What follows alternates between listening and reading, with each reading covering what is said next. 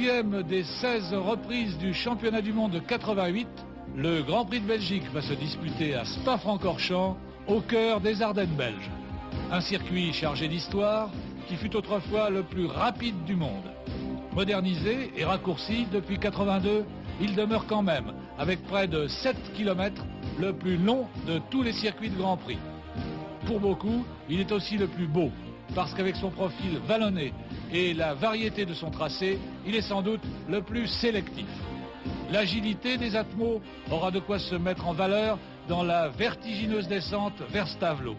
Mais la puissance des turbos pourra s'exprimer dans la longue montée ultra rapide vers la source et dans la ligne droite. Ennemi redouté par tous, même par Senna, la pluie qui arrose souvent les Ardennes et rend le circuit très dangereux. Si elle ne vient pas troubler la fête, le record établi par Prost en 87 pourrait être battu.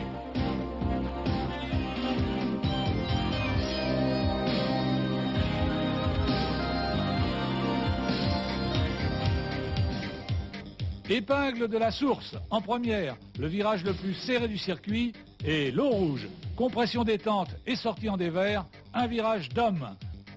Vitesse maxi ici, juste avant la zone de freinage, qui constitue avec la source le meilleur endroit pour doubler.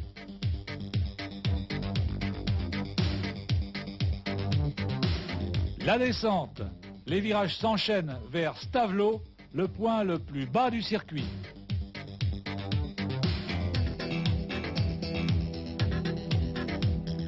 Record du Tour détenu depuis l'an dernier par Prost à plus de 213 de moyenne.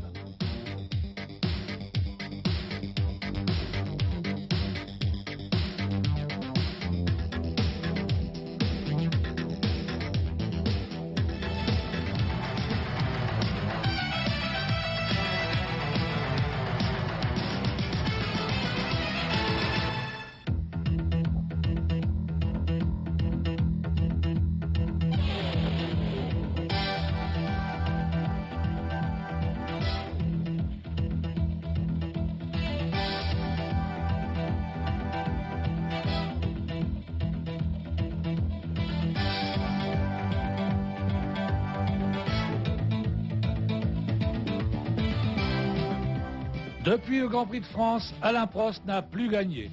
Abandon à Silverstone, second à Hockenheim et à Budapest. Ayrton Senna, en revanche, reste sur 3 victoires consécutives et semble porté par la dynamique du succès. Alain parviendra-t-il à interrompre la série de son rival? Pour lui, aujourd'hui, une victoire est nécessaire, sinon impérative.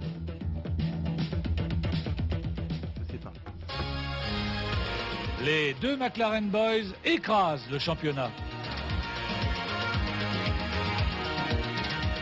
En deuil de Ferrari, Berger et Alboreto limitent les dégâts. Boutsen, le mieux classé dans la division atmosphérique. Piquet à la limite de l'humiliation. Warwick, c'est du solide. Nannini, c'est l'espoir. Mansell, c'est la transition.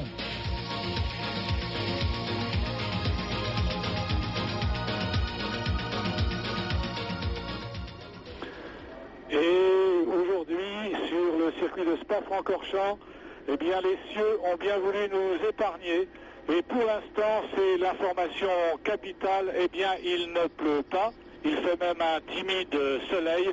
Et la perturbation que l'on nous signale, eh bien, j'espère qu'elle arrivera, du moins c'est la météo qui le prévoit, après la course. Donc, en pole position, Ayrton Senna sur sa McLaren Honda, en 1,53,718. À ses côtés, Alain Prost, à une demi-seconde, mais sur un circuit très long, puisqu'on met presque 2 minutes autour.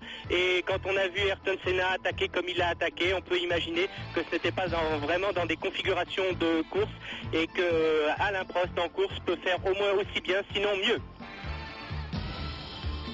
Nannini en 4e ligne avec Nakajima, puis Piquet en 5e ligne. C'est la grosse déception avec Warwick à ses côtés. Sur la 6e, Shiver Brundle. Sur la 7e, Gugelmin et Capelli. Sur la 8e, nous trouvons Caffi et Philippe Alliot. Oui, Philippe Philippe Alliot, c'est tous les pilotes français groupés entre la 16e et la 21e place. Alliot donc 16e, Arnoux 17e, Streff 19e et Johansson sur la deuxième ligne, Gier 21e.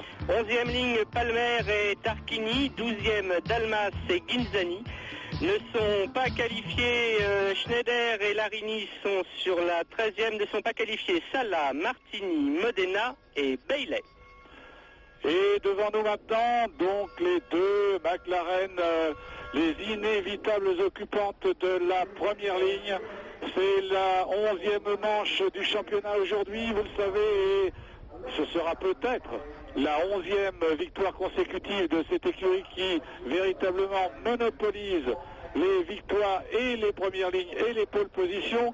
La pole position qu'a obtenue ici Ayrton Senna, c'est la 9e qu'il décroche cette saison, ce qui constitue le record, un record égalé donc pour Ayrton Senna, record que détenait Lauda, Peterson.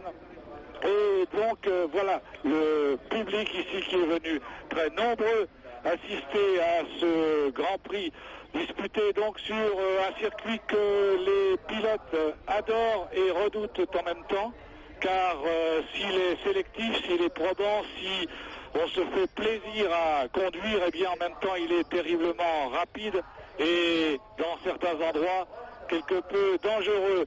Nous ne sommes pas aussi bien installés malheureusement que les spectateurs que vous voyez ici au bord du circuit, car malheureusement, il faut bien le dire, les choses ne s'arrangent pas de ce côté-là sur le circuit de Spa-Francorchamps.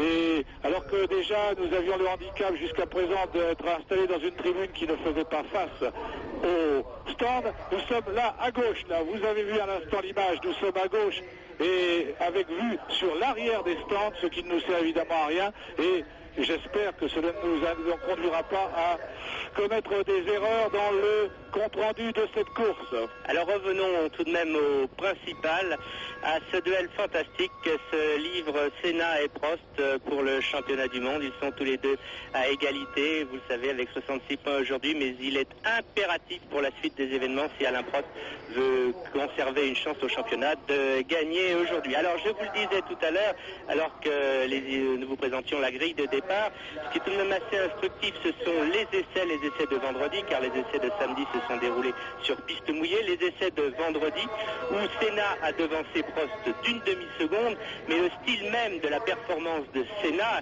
qui a attaqué énormément, qui est monté sur les trottoirs pour arriver à tirer ce temps extraordinaire, montre qu'il n'est pas récidivable en course, José Rosinski. Eh bien écoutez, en tout cas, selon des sources généralement bien informées, comme on dit, eh bien Alain Prost qui ce matin s'est de nouveau incliné lors de la séance d'échauffement devant Senna qui a réalisé à nouveau le meilleur temps. Alain Prost part très confiant et il a même dit à son entourage qu'il avait quelque peu caché son jeu ce matin, qu'il avait délibérément laissé le meilleur temps à Senna. Nous allons voir dans quelques minutes maintenant ce qu'il en est, effectivement, de ce fabuleux duel entre ces deux pilotes qui ne laissent vraiment rien aux autres. Alors que nous avons découvert, vu d'hélicoptère, le virage le plus lent du circuit, un virage qui se prend en première, et là les pilotes passent leur vitesse à la volée dans une descente pour attaquer le raidillon, l'endroit le plus dangereux. Oui, c'est ça, un raidillon qui se prend à presque 250 km à l'heure, pratiquement à fond pour les meilleurs. Voilà ici les pilotes qui mettent leur température dans le secteur le plus rapide du circuit juste avant de freiner et de s'engouffrer dans la longue descente qui mène à Stavelot. Voilà ici Cheever qui vient de passer et puis Brundle qui remplace Nigel Mansell, car sans doute le savez-vous déjà, Nigel Mansell est à l'hôpital victime des suites d'une varicelle, et c'est donc le Britannique Martin Brundle qui fait sa rentrée en Formule 1 aujourd'hui. Il pilotait, vous vous en souvenez, l'année dernière chez Zack Speed. Eh bien il fait sa rentrée aujourd'hui au pied levé un petit peu pour remplacer Nigel Mansell à bord de la Williams numéro 5. Alors ce qui sera tout à fait déterminant et tout à fait intéressant, c'est bien sûr le départ avec le premier virage, ce premier virage extrêmement lent. Selon nos informations, nous avons parlé avec Alain Prost ce matin, il y a eu un pacte de non-agression entre les deux pilotes, c'est-à-dire que les deux pilotes se sont mis, Ayrton Senna et Alain Prost se sont mis d'accord pour faire le maximum pour faire 1-2, mais Alain Prost m'a dit on ne sait pas dans quel ordre, donc on peut imaginer que ce sera tout de même malgré tout extrêmement chaud et que le premier à passer ce virage de la Tour aura un avantage déterminant, mais à Spa, même si Prost est deux, rien n'est perdu. Et oui, en tout cas, Prost est quelque peu maintenant au pied du mur, vous le savez, et c'est ce qui justifie, je crois, que l'on baptise ce Grand Prix la bataille des Ardennes, car il livrera aujourd'hui une bataille qui sera sinon décisive, car tout pourra encore arriver, même s'il perd, mais qui, en tout cas, s'il gagne, lui permettra de revenir dans la roue de Senna et de garder donc totalement indécis la suite de cet extraordinaire championnat, tandis que s'il devait perdre, eh bien évidemment, Senna deviendrait grandissime favori. En deux mots, les résultats du warm-up, vous savez, la dernière séance d'essai d'une demi-heure en configuration courte, Senna meilleur temps devant Prost, Prost étant à une demi-seconde, comme aux essais derrière Senna, troisième Alboreto, quatrième Nannini, cinquième Berger, Gugelmin et 6, Warwick 7, et côté français, alors tout de même une information intéressante, Piquet est 8, il a pris le meilleur sur Nakajima qui est 10, ce qui ne sera pas le cas sur la grille de départ, puisque le japonais, c'est une grande première devant le japonais, 14e temps Aliogo, 16e temps Arnoux, 18e temps Streff qui a des ennuis de frein et 19e temps Dalmas qui fait connaissance avec le circuit, car l'année dernière en Formule 3000, il n'avait pas pu courir ici. Alors, ultime information, Senna, durant les tours de chauffe, a eu un petit problème mécanique. En tout cas, il s'est arrêté pour faire changer la soupape de décharge qui commande la pression sur alimentation de son vessie sonda, mais à l'air serein qu'il affichait ensuite pendant que les pilotes attendaient que l'on ordonne le signal du départ du tour de formation, je pense qu'on peut déduire que le problème a été résolu. Les Ferrari, elles, partiront avec des moteurs quelque peu bridés en régime, 1000 tours de moins, 11 500 au lieu de 12 500 afin de réduire leur consommation, mais ce sera naturellement aux dépens de leur puissance. Les Benetton, eh bien, Boutsen est tombé en panne ce matin. Décidément, la fiabilité reste toujours le talon d'Achille de cette équipe. Et voilà les voitures qui se rangent sur la grille de départ. On va attendre le signal, le drapeau vert du commissaire en fond de grille qui signalera au directeur de course que les voitures sont sous les ordres pour pouvoir armer le départ avec le signal rouge. On ne voit pas ce commissaire parce qu'il est caché, il est encore dans le virage. Le départ dans quelques instants, à gauche Senna, à droite Prost.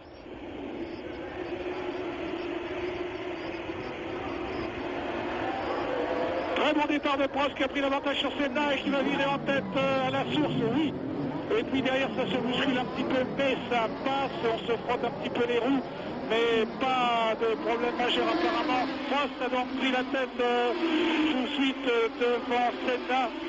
Et d'emblée, les deux McLaren prennent le large. Senna déjà à l'attaque dans la boîte de vitesse de Prost, vous l'avez vu. Maintenant les deux hommes vont aborder la ligne droite qui précède le virage, le freinage de la nouvelle partie, et Senna se met en position d'attaque. Ça y est, duel au freinage, roue en roue. Senna est passé, Prost est incliné. Fantastique début de course donc entre les deux champions de l'équipe McLaren. Senna a repris le commandement en freinant et en prenant le dessus sur Prost lors du premier gros freinage, alors que Prost avait pris l'avantage lors de l'envolée. Derrière les deux McLaren, il y a les deux Ferrari de Berger et d'Alboreto. Et puis, vous l'avez vu peut-être, il y a la Williams de Patrese et Boutsen. C'est très chaud devant, vous l'avez vu. On est au maximum. Oui, au maximum du maximum, je crois. Effectivement, vous avez vu Prost maîtriser un travers difficilement. Vous avez vu que Senna, là, effectivement, donne tout ce qu'il a pour essayer immédiatement de s'imposer à son rival qui est bien décidé, lui, à ne pas s'en laisser compter. Voilà, on revoit ici le départ avec l'excellent démarrage de Prost, et puis Senna qui n'a pas assisté, vous avez vu, il s'est rangé derrière Prost tout de suite pour essayer quand même de virer assez large pour ne pas perdre trop de temps à la sortie. Derrière, eh bien, ça passe. Je crois que tout le monde est passé à peu près, sauf peut-être Gugelmin qui semble en difficulté là-bas à l'intérieur, la marche turquoise. Et Senna avec quelques longueurs d'avance déjà sur Alain Prost que suit presque roue dans roue les Ferrari de Berger et Alboreto et puis la Benetton de Thierry Boutsen.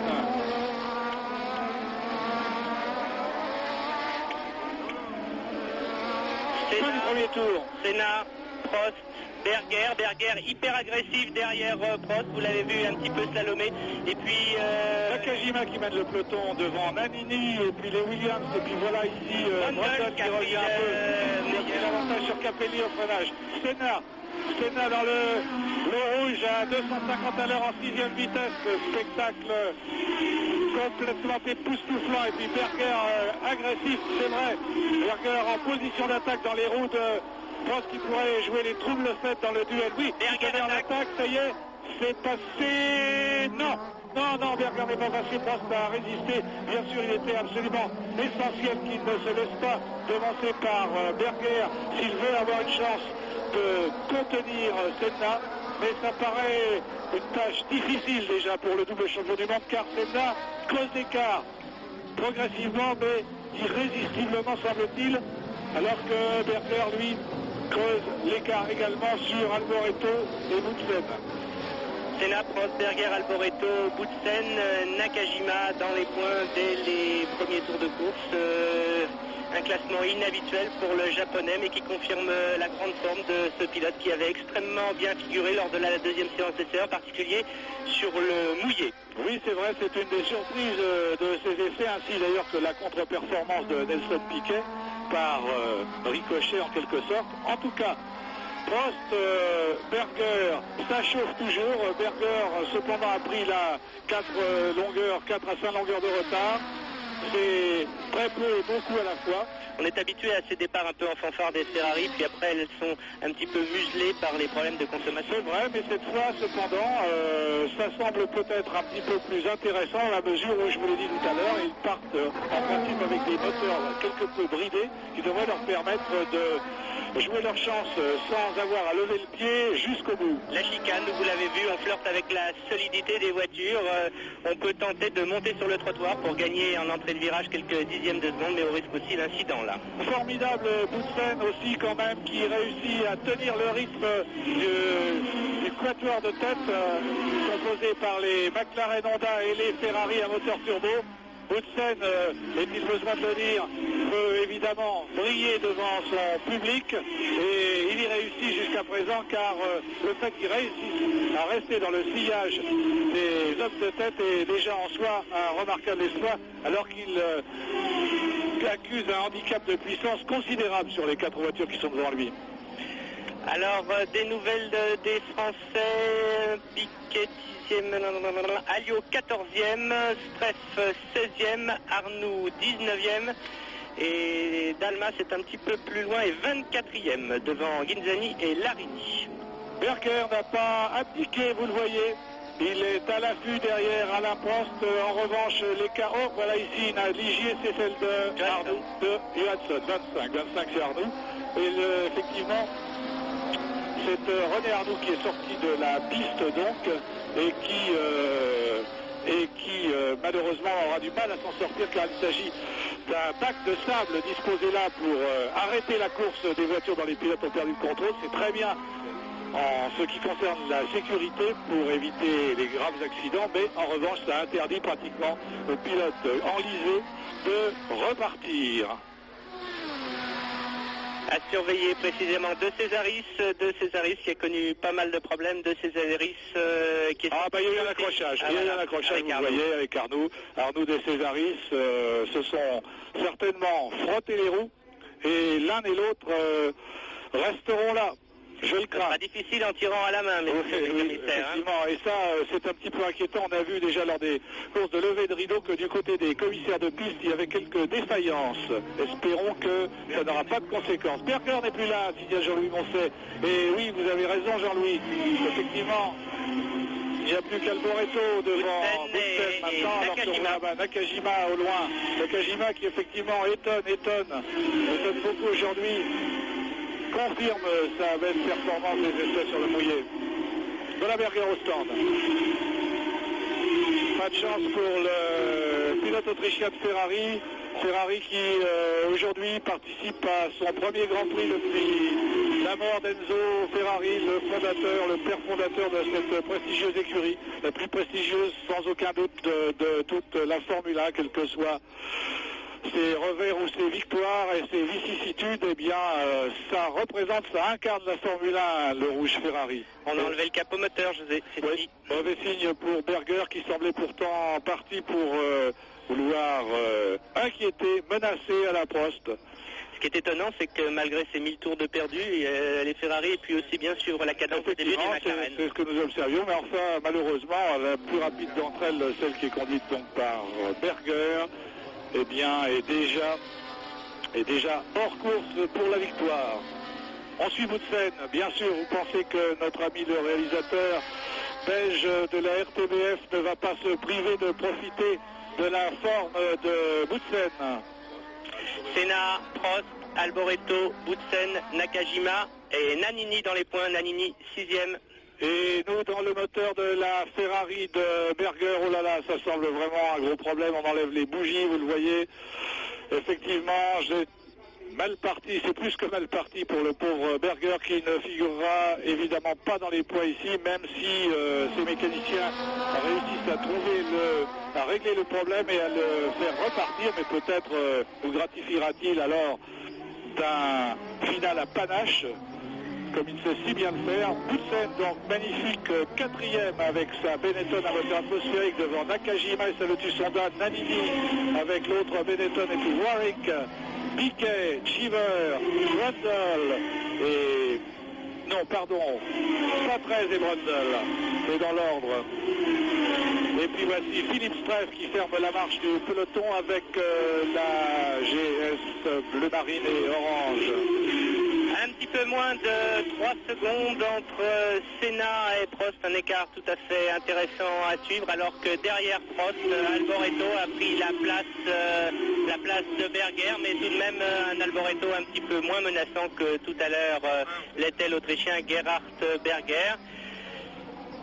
3 secondes 155 exactement nous communique Jean-Louis Moncet qui... Et la réparation s'éternise sur la Ferrari. On va faire un peu de développement maintenant, on va peut-être continuer chez Ferrari à faire tourner la voiture. Il est certain que la prochaine étape ce sera le Grand Prix d'Italie à Monza où évidemment l'écurie Ferrari voudra essayer de briller. Et où justement Berger, José, a fait d'excellents essais. Oui. En tout cas, Senna, lui, tout ça le laisse absolument indifférent. Il caracole en tête dès le début de ce Grand Prix. Seul Prost a réussi à le précéder un court instant. Vous l'avez vu, quelques centaines de mètres, ou plutôt quelques 2 kilomètres à peu près, au début de la course grâce à un meilleur départ. Et puis après, au premier freinage, les deux hommes se sont mesurés. Senna a pris le dessus et il s'enfuit maintenant d'une manière qui semble irrésistible, mais Prost n'a certainement pas dit son dernier mot, car vous le savez, il faudra aussi compter quand même avec la consommation, et si le rythme que ces deux pilotes impriment en tête de la course et qui semble assez rapide puisqu'il tourne en 2.02 actuellement avec le réservoir plein, eh bien, si ce rythme est très élevé, peut-être qu'en fin de course, il faudra faire les comptes. Nous verrons. 2.02 alors que le meilleur temps réalisé par Ayrton Senna aux essais était de 1.53. Attaque de Brundle qui passe Capelli au freinage de la source. Brundle qui joue évidemment aujourd'hui, au cours de ce week-end, une grosse partie, une belle performance ici par rapport à Ricardo Patrese, le mettrait en selle et lui permettrait peut-être, qui sait, d'enlever le volant Williams, le volant de la deuxième Williams qui semble dévolu à Alboreto pour l'année prochaine, mais ça n'est pas encore tout à fait certain. Brundle qui l'avait dit en quittant Zach Pitt l'année dernière, je reviendrai peut-être un jour en Formule 1, mais dans une équipe top niveau. c'est le cas de ce retour, malheureusement pour lui, pour une course ou peut-être deux, puisqu'on nous a annoncé que Mansell n'était pas très bien et que les complications, les suites de cette varicelle étaient tout de même très sérieuses. Voilà, il est très possible effectivement que Brundle continue son remplacement, son intérim au Grand Prix d'Italie. En tout cas, Brundle qui manque d'entraînement sur les Formule 1, bien qu'il ait fait une saison complète au volant d'une Jaguar en endurance, eh bien Brundle est parti équipé d'une sorte de Minerve pour épargner à son cou de trop souffrir des accélérations latérales que subissent les pilotes des Formule 1, qui sont encore beaucoup plus violentes que celles qu'ils subissent au volant des prototypes d'endurance. Et il semble que Nakajima est passé bout de scène là. Et oui, c'est notre ami Nannini qui se trouve dans ses roues à Nakajima. Et donc rien de changé pour le moment. Mais Senna, lui, à 6 tours, à 4 secondes 2 d'avance sur Alain Prost maintenant. Donc il continue d'augmenter doucement son avance. 6 tours, 4 secondes 2, vous voyez un petit peu moins de 1 seconde au tour. L'écart entre Senna et Alboreto, lui, 5 secondes 4. Donc Alboreto n'est pas loin, il tient toujours à peu près le rythme de la McLaren de Prost, mais pas celui de la McLaren de Senna. Les Lotus suivent tant bien que mal le rythme des leaders, mais elles sont en fait aux prises avec les Benetton et non pas avec les McLaren ou la Ferrari d'Alboreto qui sont maintenant nettement devant. Les Benetton qui s'affirment une fois encore. Donc voilà Berger qui repart et qui va sûrement nous gratifier d'un festival, on peut lui faire confiance, mais bien sûr pour lui, plus question de points ici à l'issue de ce Grand Prix de Belgique. Et l'écart entre Senna et Prost qui augmente un tout petit peu, 4 secondes 222 actuellement, alors que Senna améliore le record du tour au fil des tours, mais c'est logique, sa voiture s'allégeant en essence au rythme à chaque tour. Et voici Berger qui est reparti pour effectivement essayer de trouver la cause de la cause vraisemblablement un problème d'électronique. On a vu les techniciens italiens changer les boîtiers. Oui, on a appris d'ailleurs que la Scuderia Ferrari avait engagé un spécialiste de l'électronique en provenance de chez Porsche en vue de la saison prochaine. Vous le savez, c'est actuellement déjà le grand branle-bas de combat pour structurer, se renforcer en vue de la saison 89, alors que la saison 88 n'est même pas achevée. Et ici, toujours Nannini en sandwich entre les deux Lotus Nakajima, numéro 2, devançant Nannini, et derrière son coéquipier Nelson Piquet. 4 secondes 4 entre Senna et Prost. Record du tour pour Senna, 2 minutes 01 817. Prost, lui, n'a réalisé que 2 minutes 01 997. 4 secondes 4, encore 2 dixièmes dans la poche de Ayrton Senna, 2 dixièmes de plus par rapport à Alain Prost, qui ne peut empêcher son coéquipier rival, le brillantissime brésilien, de creuser petit à petit l'écart. Ici dans la vertigineuse descente qui mène vers Stavelot, un circuit absolument magnifique, vous le voyez tracé au milieu de la forêt des Ardennes, extrêmement naturel, extrêmement varié, qui permet aussi bien aux meilleures voitures qu'aux meilleurs pilotes de faire la différence.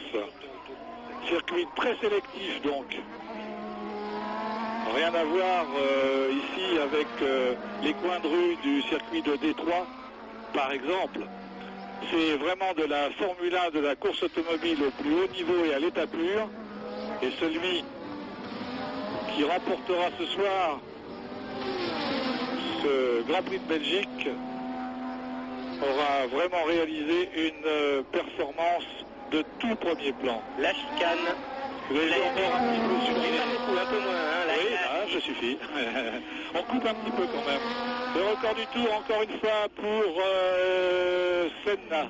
2:01,817. Oui. Comme vous disait Christian tout à l'heure, un peu plus légère, donc si le rythme de conduite reste le même, le virage le plus lent. Voilà. Et là, 1, 2, 3, 4, 5, 6. Et en bas, on soulage juste pour les plus puissantes légèrement. Voilà. Et enfin, presque tous soulagent. En fait, il semble que les seuls pilotes qui prennent à fond cette compression de l'eau rouge, ce sont les pilotes des marches. Les marches dont les châssis sont certainement parmi les plus performants des Formule 1, à défaut de leur moteur Judd, qui sont loin de justifier les espoirs mis en eux au début de la saison, puisque ce sont une fois encore les Benetton à moteur Ford qui se montrent les plus rapides des voitures à moteur atmosphérique aujourd'hui, avec Boutsen donc en 4e position, alors que ensuite il faut passer à la 10e place pour trouver une voiture à moteur Judd, en l'occurrence la Williams, conduite par Ricardo Patrese. José, vous le voyez comment là, Prost? Vous le voyez bien, toujours un peu le point du bois comme ce matin, ou vous le voyez malgré tout à l'ouvrage, suivant péniblement le train de Ayrton Senna? À l'ouvrage, il semble qu'il soit non plus à l'ouvrage, il semblait à l'ouvrage, vous l'avez vu lors des 2 ou 3 premiers tours, lorsqu'il a essayé à tout prix de rester dans le sillage de son rival. Maintenant, je crois qu'il a pris son rythme de croisière, car on retrouve voilà le classement, donc Senna, Prost, Alboreto, Boutsen, Nakajima, Nannini, rien de changé. Oui, donc il semble maintenant tout à fait à son affaire, et comme on a l'habitude de le voir, mettre à conduire avec des trajectoires superbes, tirées au cordeau. Mais il semble que son rythme de course soit très très légèrement supérieur à celui observé par Senna, de l'ordre de 2/10 au tour à peu près. Ron Dennis avec son micro posé sur sa bouche, position favorite du team manager de l'équipe McLaren. L'écart s'est réduit, moins de 4 secondes maintenant entre Senna et Prost. Il était tout à l'heure de 4 secondes 2, je vous le rappelle, donc en un seul tour. Eh bien, Prost a rattrapé 2 tours d'avance pris par Senna. C'est peut-être significatif, du moins peut-on l'espérer pour ceux qui souhaitent que Prost l'emporte aujourd'hui et réduise ainsi son handicap sur son rival. Ici, la bataille entre les voitures à moteur Judd, justement, dont nous parlions tout à l'heure. Alors, c'est Brundle, suit le Capelli et Gugelmin. La Williams, que conduit habituellement Nigel Mansell, suivi des 2 marches à moteur Judd, de l'espoir italien Capelli et de l'espoir brésilien Gugelmin. Alors là, c'est tout à fait significatif. Les Williams accusaient quelques problèmes de tenue de route dans cette partie, alors que les marches, elles, sont très très bien dans cette partie extrêmement rapide où tout à fait, tout à l'heure, bien vu, effectivement, ils reviennent là. Alors les Williams, faut-il le rappeler, sont les voitures qui sont destinées, enfin c'est plutôt l'écurie qui est destinée à s'allier avec Renault l'année prochaine. Elles seront donc équipées du tout nouveau V10 Renault atmosphérique, actuellement concocté et essayé et développé par les techniciens. Il semblait qu'il était derrière il y a un instant. Oui, vous avez tout à fait raison. Il a pris le meilleur sur Capelli. Et cependant, Brundle reste devant eux. Alors, autre question, José. Il risque d'y avoir quelques problèmes de carburant sur ce circuit, mais des problèmes de pneus. Non, en principe, chez Goodyear, on ne redoute pas de problème du côté des pneumatiques, où normalement ceux-ci devraient boucler la distance sans difficulté particulière. Le revêtement du circuit de Spa-Francorchamps n'est pas tellement... Ah, ici c'est Dalmas. Dalmas, problème alors que Senna rebat son propre record du tour, 2:01,694, et l'écart entre Senna et Prost est revenu à un tout petit peu plus de 4 secondes. Problème moteur pour Yannick Dalmas, qui découvrait, je vous le disais tout à l'heure, le circuit, alors qu'ici Gugelmin de plus en plus menaçant derrière Brundle.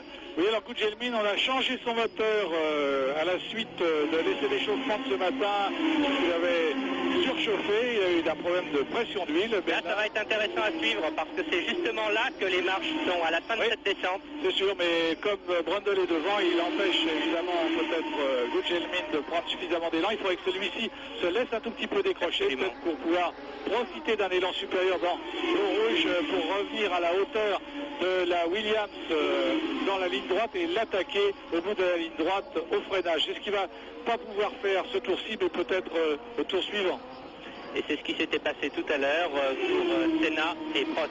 Exactement, voilà donc Brundle qui sans difficulté a pu s'élancer le premier dans la descente, suivi donc comme son nombre par Gugelmin et Capelli.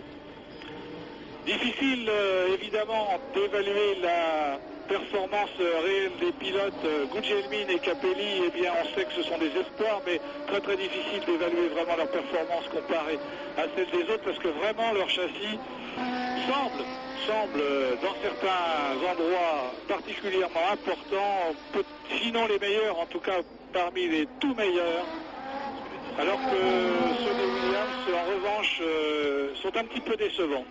Et là, en fait, c'est une bagarre pour la 11e place. Brundle est en 11e, Gugelmin 12e et Capelli 13e. Alliot, lui, est 14e. Écart stable entre Senna et Prost après 11 tours, 4 secondes 17 centièmes. Les deux hommes ont tourné pratiquement dans le même temps.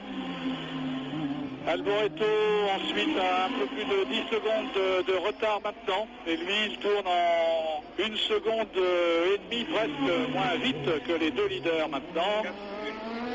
Alors que Boutsen a été décroché, n'a pu empêcher Alboreto. Et alors que Nakajima est toujours devant Piquet. Oui, alors ça c'est tout à fait étonnant bien sûr. Je ne sais pas ce dont il faut s'étonner le plus, si c'est de la performance de Nakajima ou de la contre-performance de Piquet. Dans les deux sens c'est méchant, José. Oui, peut-être bien, mais enfin en tout cas c'est étonnant, vous l'avouerez.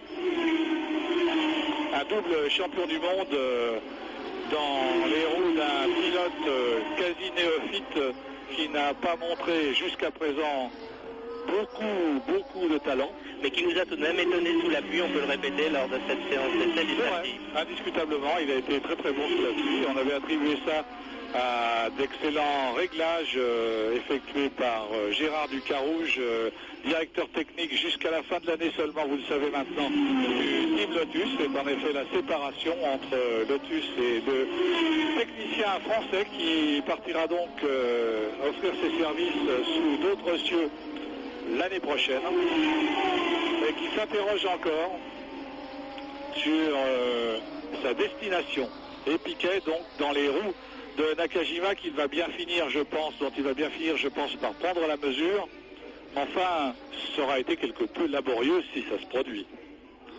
Ça pourrait être une très très bonne affaire d'ailleurs pour Lotus, cette super performance de Nakajima, parce que vous savez que Lotus est en panne de moteur pour la saison prochaine, et puis on laisse entendre, certains bruits laissent entendre que éventuellement si une deuxième équipe avait un Honda, ce pourrait être encore Lotus.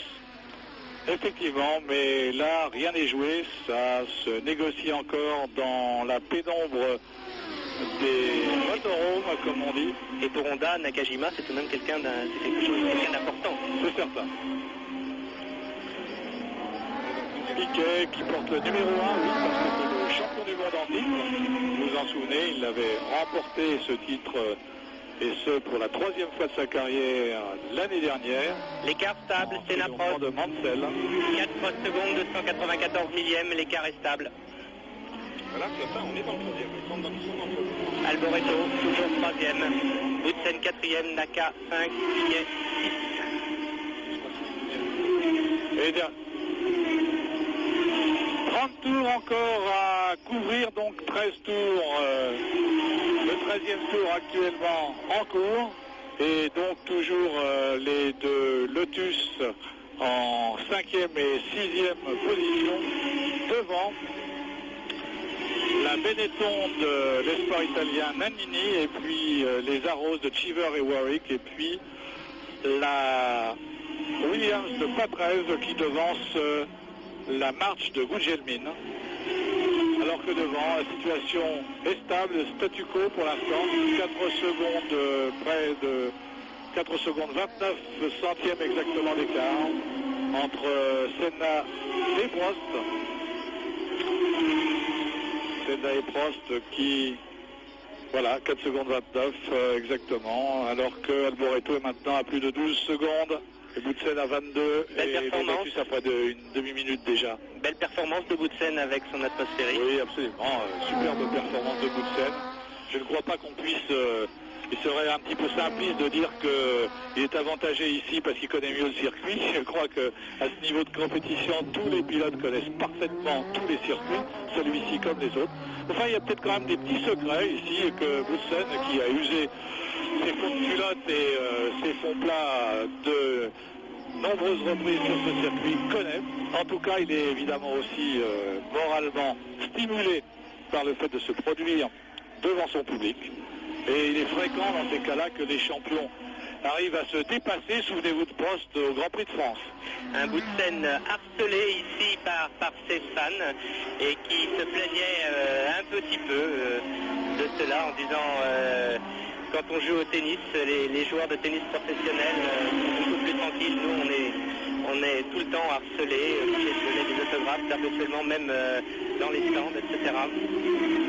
Alboreto qui effectue là l'une de ses dernières courses au volant d'une Ferrari. Vous le savez, il ne fera plus partie de la Scuderia l'an prochain où il sera remplacé par Nigel Mansell, l'absent du jour.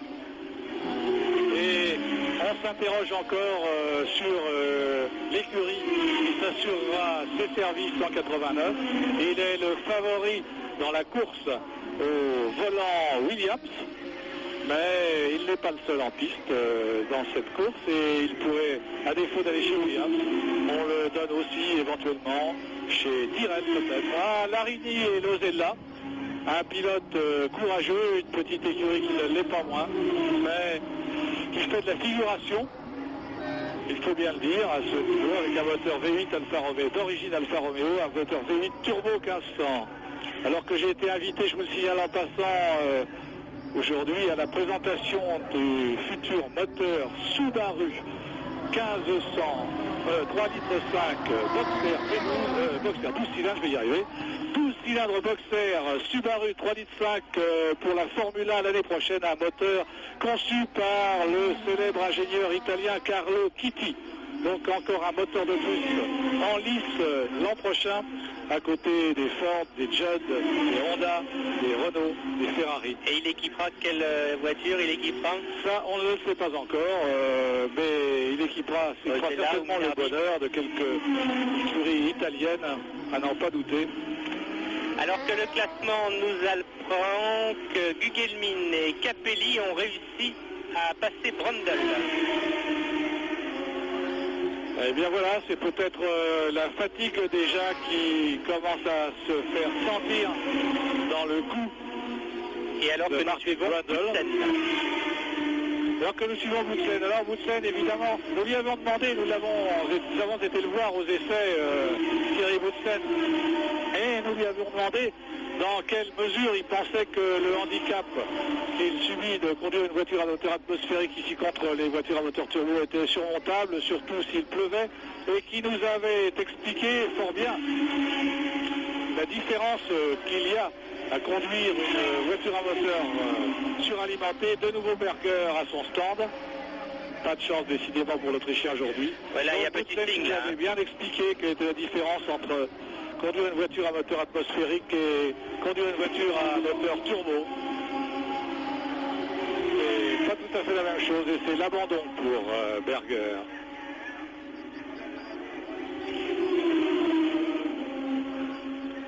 Boutsen donc.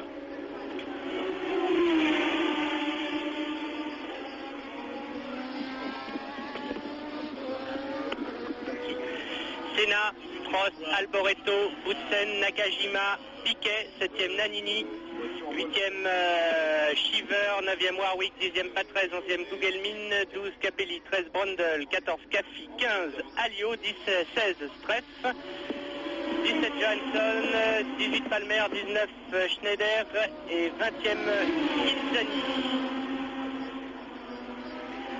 4-8 entre Senna et Prost.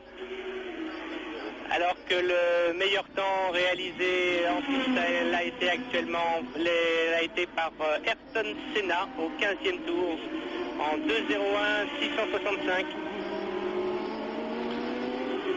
À signaler tout de même qu'Alboreto se maintient bien, mais que Boutsen est menaçant dans ses roues, et il n'est pas interdit de penser que nous allons avoir droit à une fin de course intéressante entre ces deux-là, si toutefois leur mécanique ne leur joue pas de tour. Ce qui est intéressant, c'est la petite conversation que nous avons eue tout à l'heure avec Alain Prost, qui nous a dit, même si je ne suis pas... même si je suis second, ce sera une course longue et le fait d'être second une partie de la course n'est pas un handicap insurmontable. L'écart, ce qui est pour nous rassurer, c'est que l'écart est à peu près stable. Il navigue entre 4 et 5 secondes. Quand vous le voyez à l'image, vous l'envoyez. Et il est... Zanini, voilà la suite du classement après 15 tours. Pas de grand avec changement, Williams donc. devant les deux marches. Oui, qui ont donc passé celle de la Williams de Brundle et qui s'apprête peut-être à menacer celle de Patrese. Donc oui, rien de décisif absolument entre Senna et Prost pour l'instant, puisque l'écart 5 secondes ne peut pas être considéré encore comme définitif. Néanmoins, il est certain que ça constitue un avantage intéressant pour le Brésilien qui peut maintenant calquer son rythme sur celui d'Alain et n'est plus obligé de continuer à creuser l'écart. Toujours donc les deux McLaren. Alors José, il y a un instant vous nous parliez de Boutsen, nous avons enregistré un petit interview avec lui juste avant le départ. Je vous propose maintenant de l'écouter tout en gardant 3/4 d'écran bien sûr la course. Oui, car il nous parlait, Boutsen, des problèmes des pilotes à moteur atmosphériques. Vous pouvez expliciter un petit peu pourquoi, avec une voiture comme la vôtre, vous serez moins handicapé à cause de la piste glissante? C'est-à-dire que les turbos ont un temps de réponse. Le fait que quand ils appuient sur l'accélérateur, la puissance ne vient pas immédiatement, il y a un petit temps de réponse à ce moment-là, ce qui leur fait perdre un petit peu de temps, ce qui rend la voiture beaucoup moins agile dans les virages là où, comme nous autres, quand on a besoin de puissance, on l'a absolument immédiatement. Quand la voiture s'ouvre un peu ou survire un peu, on sait jouer l'accélérateur pour contrôler, tandis que les turbos ne sait pas. Alors là, on a une voiture plus agile, on va plus vite dans les courbes serrées, dans les enchaînements. Par contre, en ligne droite, c'est eux qui nous déposent, là, il n'y a rien à faire. C'est Nannini que nous suivons maintenant, tandis que nous entendions Boutsen Piquet a passé Nakajima. Et que Piquet, en effet, est enfin venu à bout de Nakajima. Ouf, il doit respirer, Nelson Piquet. Et Nelson Piquet, dont on a appris qu'il avait été le père d'un 3e enfant.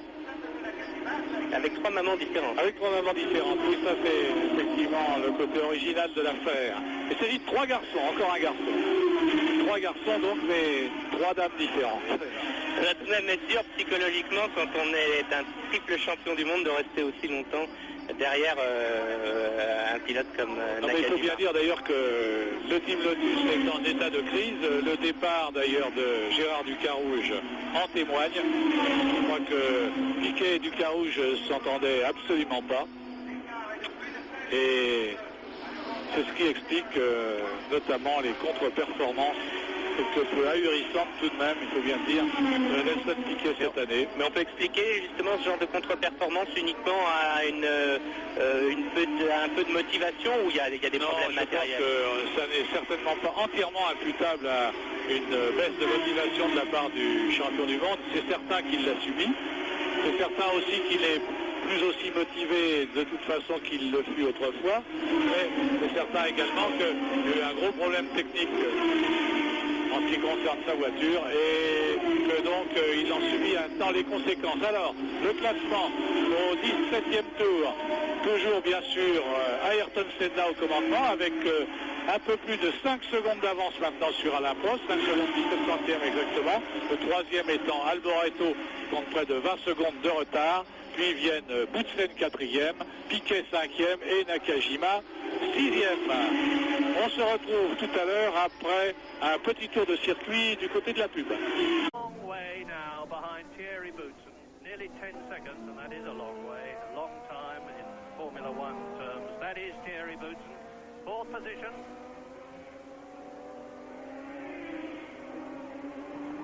The quiet, extremely amiable and likeable Belgian who will be driving for Williams next year in place of Nigel Mansell, who is of course going to Ferrari.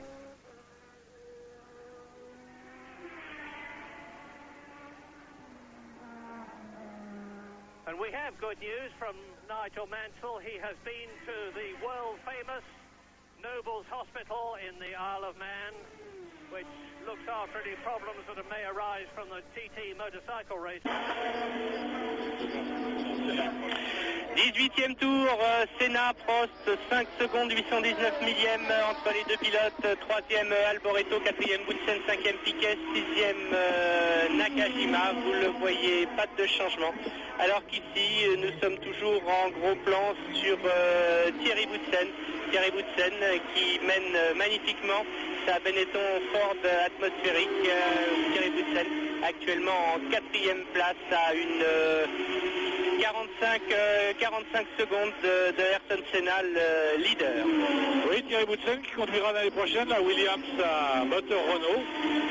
Et nul doute que le choix de Williams et de Renault en l'occurrence a été fort heureux, car c'est un pilote d'un très très grand potentiel et d'un très très grand avenir, à n'en pas douter. Il le démontre encore aujourd'hui avec beaucoup de brio. Certes, la Benetton est une excellente voiture, pas toujours très robuste, mais par contre brillante parce que dotée d'un châssis remarquable. Un choix difficile pour le Belge qui a beaucoup hésité avant de signer avec Williams, José. Certes, vous savez, en fait, Williams est considéré comme l'écurie la plus performante de la Formule 1 avec McLaren, mais d'un autre côté, le moteur Renault constitue une inconnue, alors que le moteur Ford qui animera la Benetton l'an prochain devrait être tout de même dérivé de celui-ci et par conséquent offrir davantage de garanties, sinon davantage de potentiel. En fin de compte, Boutsen a choisi le V10 Renault parce qu'il a pensé qu'à terme, le potentiel de développement de ce moteur est plus grand que celui du V8 Ford. Espérons que son pronostic se confirmera. Thierry Boutsen qui pilote donc cette Benetton à moteur Ford DSR, moteur qui sera commercialisé la saison prochaine et qui équipera nombre de monoplaces. Piquet a lâché Nakajima. Pas de beaucoup, hein. Pas de beaucoup, mais tout de même il le lâche doucement mais sûrement. Alors que Nannini est menaçant. Oh là là, Shiver a bloqué sa roue arrière droite au freinage, je l'avais vu, et Warwick a failli en profiter. Ça, ces deux-là, vraiment, ils ne se quittent pas d'une semelle. Pendant tous les grands prix, ils se seront bien amusés. Hein. Et vraiment, ils auront fait une saison. Ce sont deux baroudeurs extrêmement sympathiques d'ailleurs, l'un et l'autre, l'américain Eddie Shiver, et puis le britannique Derek Warwick, et puis derrière c'est la boue aussi, comme disent nos amis de la moto, entre Martin Brundle qui résiste désespérément à la pression que fait subir sur ses épaules Mauricio Gugelmin, et puis Ivan Capelli qui n'est pas loin derrière en observation.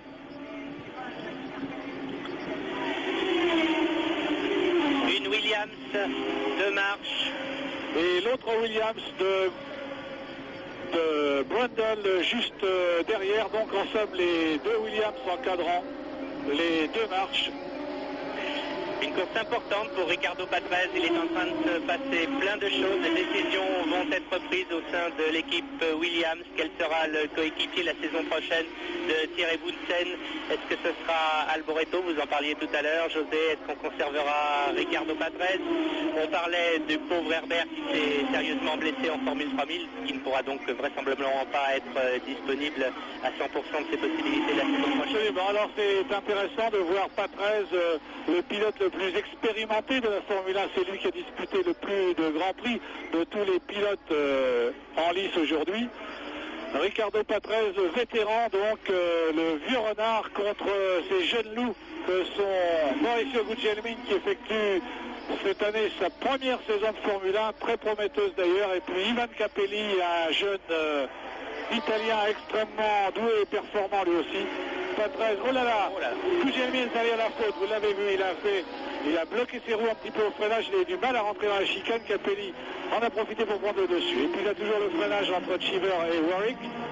Voilà donc Patrese, et puis Capelli maintenant qui a repris l'avantage sur son coéquipier Guglielmin et qui va se lancer, prendre à son tour la responsabilité de la poursuite derrière Patrese. Tout ça, c'est, je vous le rappelle, pour la 10e place, car dès devant, l'écart s'est creusé. Voilà, on va voir ici la petite faute de Guglielmin. Vous voyez, il bloque ses roues là. Comme vous dites, Christian, il a allumé ce feu, roule là, le trottoir. Oh là là, la bordure, elle s'est envolée, la marche, mais elle est retombée sur ses roues. Espérons que ça n'aura pas de conséquences pour la suite de la course de Guglielmin. Car aux essais, nous avons eu un petit peu peur à un moment donné.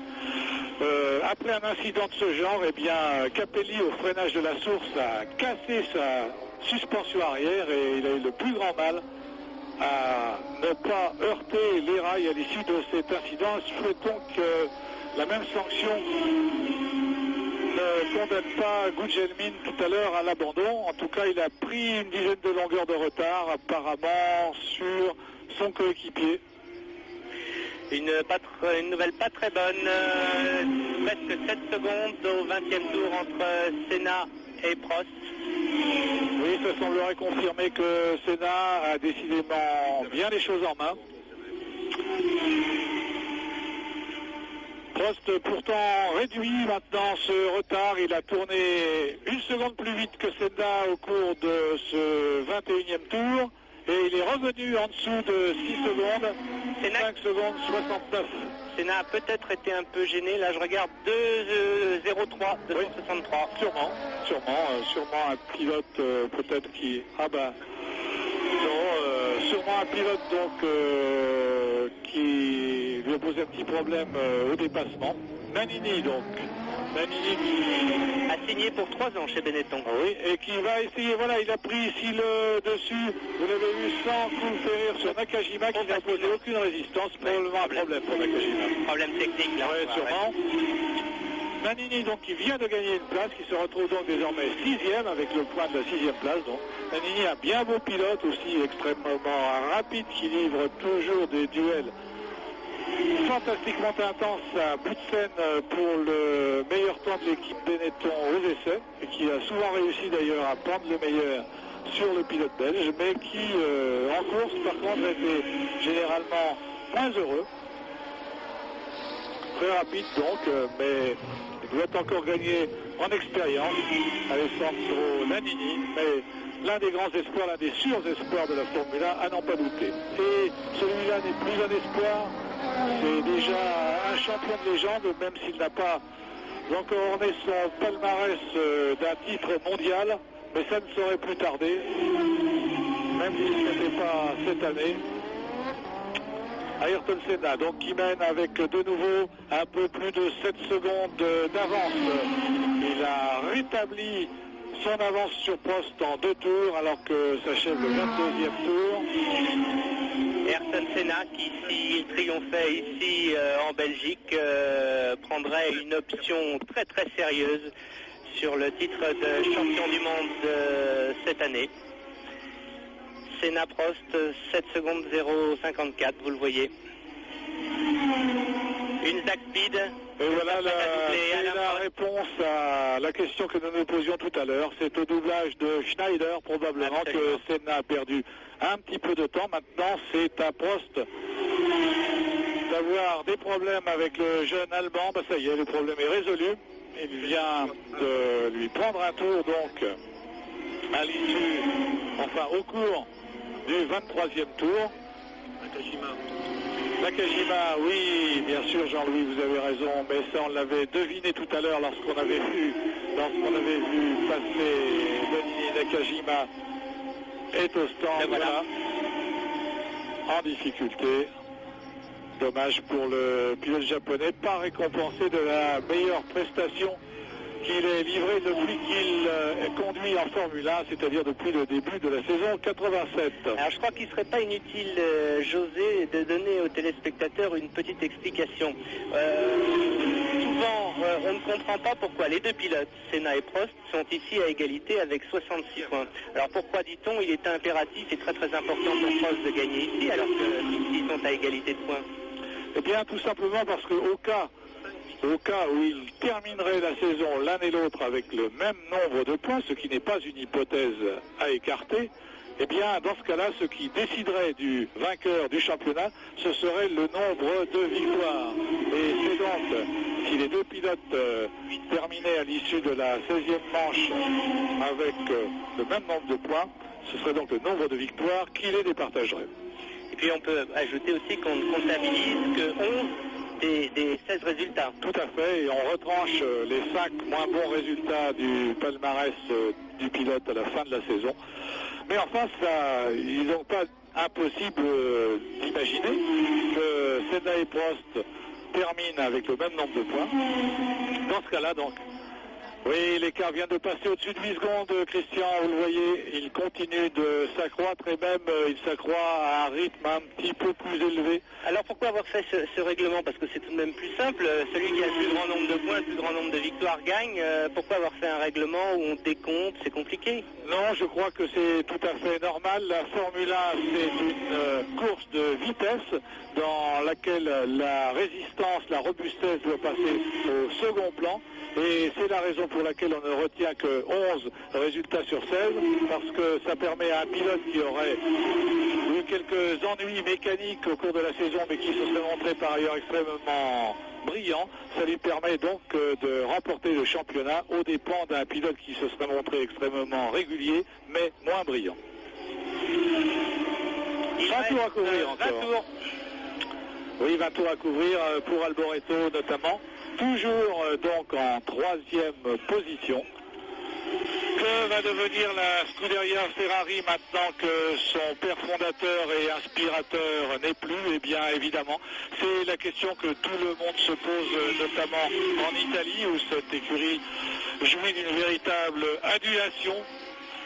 Et vous savez que désormais c'est Fiat qui possède la quasi-totalité. Ah, ici c'est le moteur de Nakajima. Ça c'est un événement rare. Vous voyez, un moteur Honda au stand avec un problème technique. On n'a pas vu ça souvent cette saison, il faut bien le dire. Tant qu'on avait vu l'année dernière au Grand Prix du Japon un plan oui, cruel. C'est un moteur Honda vomissant son huile. Oui, rendant l'âme. Qui n'avait pas dû faire plaisir à nos amis de chez Honda, surtout à Suzuka. C'est vrai, mais enfin bon, ça n'empêche pas que leur supériorité est absolument incontestable lorsque ces moteurs, en tout cas, sont installés à bord des McLaren qui continuent de survoler cette saison de Formule 1 d'une manière peut-être unique comme on n'avait jamais vu. Effectivement, ici, toujours la bagarre entre dans les roues de Cheever, à 13. Et dont apparemment Warwick a passé Cheever. Oui, Warwick a passé Cheever. C'est donc maintenant Warwick qui est en 7e position, Cheever est 8e et Patrese n'est pas très loin. Oh là là, la bagarre, ça y est, touché. Non, mais vraiment, il s'en est fallu que les roues se sont encastrées. Ça, c'est le phénomène le plus dangereux qui risque de se produire. Si les roues avant et les roues arrière se touchent, ça fait un effet de tremplin. Et immanquablement, une des deux voitures s'envole. Mais là, Heureusement, on revoit ce qui s'est passé là. Capelli attaque à l'intérieur. Patrese pense la ligne. Patrese, c'est un dur à cuire. Tout le monde le sait. Capelli réussit à garder le même rythme, heureusement, dans le cours du virage, vous l'avez vu. Et ça fait que les roues ne se sont pas touchées, mais il s'en est fallu d'un cheveu. Enfin, vous voyez, il n'y a pas besoin mais deux pilotes qui ne sont pas tendres. Hein. Absolument. En tout cas, vous voyez, il n'y a pas besoin, c'est la fin pour Nakajima. Donc, pas besoin de se bagarrer pour la première place, pour se donner à fond et prendre tous les risques, vous l'avez vu, car là, la bataille, eh bien, c'est pour la 9e place entre Patrese et Capelli. Gilles n'est pas loin devant, effectivement, il a probablement un petit problème, l'américano-italien, dirais-je même, puisqu'il a longtemps résidé à Rome, Eddie Cheever, et qu'il a piloté, c'est un peu français aussi, bien sûr, où il a piloté pour Renault, un grand américain de plus d'1m80, c'est rare en Formule 1 de nos jours, des pilotes de grande taille, c'est un petit peu l'ère des jockeys, ça permet de faire des coques plus réduites, plus menues et de gagner un petit peu. Le réalisateur a raison de rester sur cette bagarre derrière. Devant, pas de changement. 7 secondes 63 centièmes entre Senna et Prost. Oui, ça se maintient à peu près au fur et à mesure maintenant que les deux hommes... Capelli et Patrese, vous l'avez vu, très chaud là. Oui, Capelli très agressif, hein, vraiment, il en veut. Et sa voiture semble très très facile, très agréable à conduire, très vive.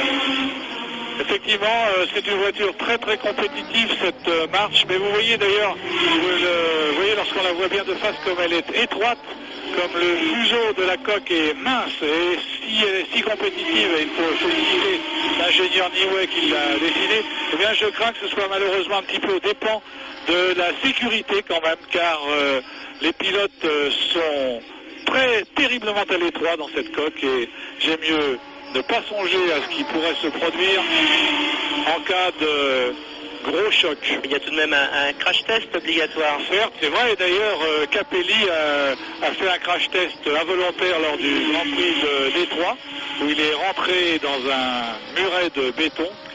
Il s'est fait mal d'ailleurs. Comment ça se passe ce crash test? C'est un crash test exactement comme pour les voitures de série. On lance la voiture voilà, on a un obstacle fixe et on mesure la déformation qui s'ensuit. Et puis latéralement aussi Latéralement, longitudinalement, c'est une question de cahier des charges. Et c'est ce qu'on voudrait imposer aussi en Formule 3000 à la suite des accidents. Oui, malheureusement, c'est toujours comme ça en course automobile, c'est toujours après les accidents qu'on se décide à prendre des mesures. Il est rare qu'on ait la clairvoyance et le courage de le faire au préalable. Capelli qui tente à l'extérieur, là, prendre le meilleur sur Patrese. Il est arrivé, ça y est. Ah, formidable manœuvre de Capelli qui s'est vraiment pas laissé intimider là par le métier de Patrese. Vous avez vu que Patrese n'a rien fait pour lui faciliter la tâche, bien au contraire, il a été correct, mais en tout cas, il a été extrêmement dur à passer, oui. Et bien, Capelli est quand même parvenu, montrant que son agressivité se double de beaucoup d'adresse et de vista. Et alors que l'écart entre Prost et Senna est de 9 secondes, mais on peut attribuer cette petite augmentation alors que nous voyons au ralenti l'admirable manœuvre de Capelli et Patrese. Il est mal placé dans le premier virage. Il est mal placé, mais finalement, il arrive à conserver cette place et là, il prend le dessus inévitablement sur Patrese. Patrese est obligé de s'incliner puisque c'est Capelli qui occupe la bonne place à la corde. Très très bien vu. Hein. Très bien vu. Ghisani, terminé pour l'Italien volant de la Zack Speed numéro 9. Pierre-Carlo Ghinzani qui conduisait pour Ligier l'année dernière et qui occupait la 19e place ici. Des voitures à moteur 4 cylindres turbo. Qui l'année prochaine auront des Ford Cosworth, je crois. Qui l'année prochaine, en principe, auront en effet des Ford Cosworth, en tout cas plus de turbo, vous le savez, puisque l'année prochaine, ciao turbo, terminé, on ne verra plus ces extraordinaires machines, mais seulement des moteurs atmosphériques. 26e tour, Senna, Prost, 9 secondes entre les deux hommes. Alboreto est toujours 3e, Boutsen 4, Piquet 5 et Nannini 6. Alio et Lola Larousse-Calmel 14, Streff 15 avec son AGS. Et Johansson 16e avec la seule des deux ligiers qui est encore en course, puisque Arnoux, vous vous en souvenez, René Arnoux avait abandonné dès les premiers tours à la suite d'un accrochage avec De Cesaris. AGS à qui il arrive quelques malheurs, puisque Christian Van der Plen, l'ingénieur qui a dessiné cette voiture qui marche très bien, a décidé de quitter l'équipe de Gonfaron pour aller dès le prochain Grand Prix des Monza chez Colony, où il officiera en tant qu'ingénieur numéro 1. Et chez Colony, on prévoit peut-être une seconde voiture pour la saison prochaine.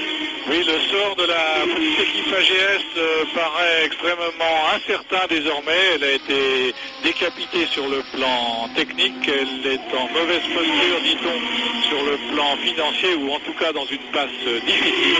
Et on se demande avec inquiétude de quoi son avenir sera fait.